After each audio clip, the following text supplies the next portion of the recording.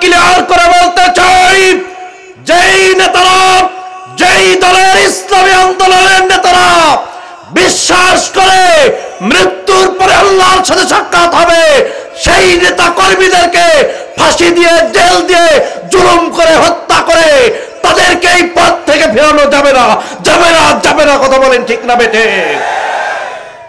আমাদেরকে অনেকে মনে করেছিল একটু নির্যাতন করলেই মনে হয় ইসলামের পথ ছেড়ে দিয়ে আমরা পালাবো। যারা আমাদেরকে চ্যালেঞ্জ করত, রাজপথে দাঁড়িয়ে পুলিশের ব্যারিকেড নিয়ে দলীয় ক্যাডার বাহিনীকে চতুর্দিকে দাঁড় করিয়ে আমরা বলি, তোমরাও ছেড়ে দিয়েছ, আমরাও ক্ষমতা দখল করি নাই, আমরা, আমাদের কাছে কোন পুলিশ বাহিনী নাই, কোন র্যাব কোবরা নাই, দলীয় কোন ক্যাডার নাই, শুধু আল্লাহর দেওয়া ঈমান, আল্লাহর কোরআন বুকে নিয়ে রাজপথে খেলার জন্য বাংলাদেশের কোটি কোটি মুসলিম তৌহিদি জনতা প্রস্তুত রয়েছে। কথা বলেন ঠিক না বেঠে?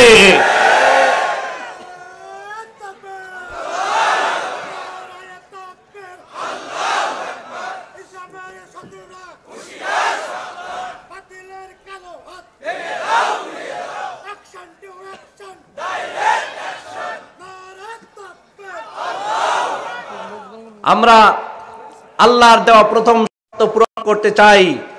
আমরা জেনে বুঝে জেল, জুলুম, হত্যা, হলিয়া সব কিছু মাথায় নিয়েই আল্লাহর পথে টিকে থাকতে চাই। কথা বলেন ঠিক না বেঠি?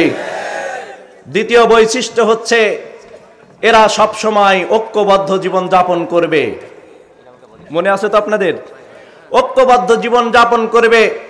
নামাজে মুসলমানেরা 5 বার প্র্যাকটিস করে কিভাবে একজন ইমামের নেতৃত্বে আল্লাহু আকবার বলার সাথে সাথে তাদের মস্তকটা মাটির সাথে নুয়ে দেয়, মাটির সাথে নিজের মস্তকটা অবনত করে দিয়ে আল্লাহকে সন্তুষ্ট করা একজন ইমামের নেতৃত্বে বাংলাদেশের কোটি কোটি মসজিদ থেকে একই সময়ে আজান হওয়ার সাথে সাথে সমস্ত কার্যক্রম ফেলে রেখে মুসলমানেরা মসজিদে যায় এই প্র্যাকটিস করতে।